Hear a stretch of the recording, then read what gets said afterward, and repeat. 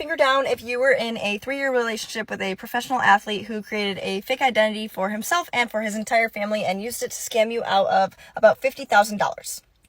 A little backstory, I had some mutual friends back from Michigan that knew of this guy. I followed him back at that time, and he followed me back, and we'd been following each other for years. He played hockey for the LA Kings, and hockey season started. I was bored one night, and I texted him, and I just said, hey, if you have any extra tickets to your game, Chrissy and I would love to go. He responded, he sent tickets, and he was like, of course, yeah. He just wants to live a normal life, and I'm here to help him.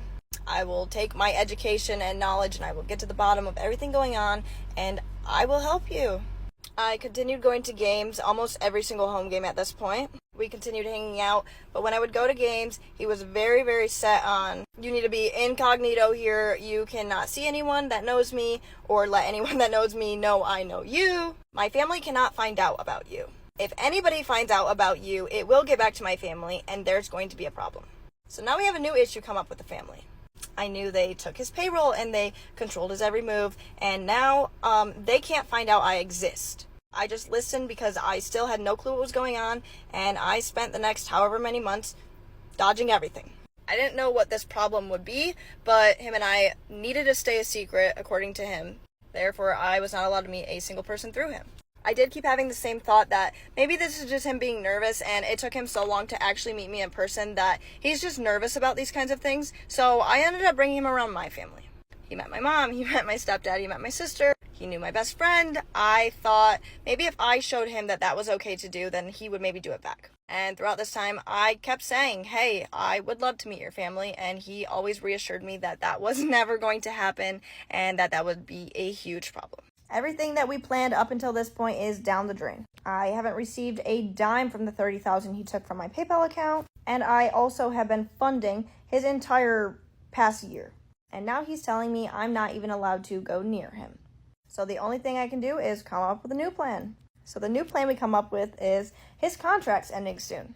He's been telling me that if he were to leave his house, his family was going to show up and hurt both of us, and he didn't want to put me in danger, and he didn't want to get hurt. So he says, let's wait until my contract ends and I go somewhere else, hopefully. He tells me he's just going to recover and we're going to barely see each other. And we're just going to hope that when the season ends, he gets traded somewhere else.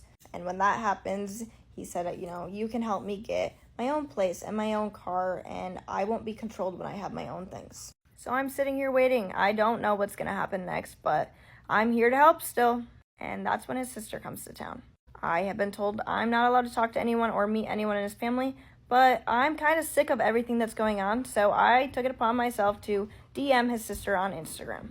And I said, hey, I've heard so much about you. I would love to meet you. Let's get dinner. I fully expected to be ignored. I fully expected her to say she can't do that. Based on everything I've been told and the way he acts, I just expected it to be him 2.0.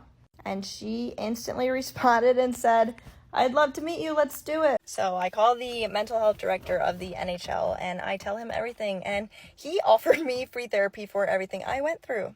At that point, I kind of realized, oh my gosh, yeah, this whole situation is insane.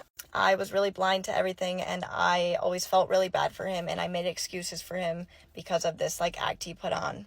And I excused all of the abusive and horrible behaviors that he had towards me. And that really made me realize that I needed to get away. I really needed to just get away. Things were never going to change. I then found out that I was leaving New York and he was Ubering girls to his apartment in New York, the apartment that I set up and cooked and cleaned in and had all my stuff in. This probably adds to his anger because he probably felt guilty. I don't know, probably not. But I left all my stuff in New York and I never returned. I am out, I don't know how many tens of thousands of dollars. And I have trust issues up the wazoo. To this day, I have no clue what's true and what isn't true. I was told for years that people were out to get me and were going to me. And I don't know if that's still the case. So hopefully not, but I escaped.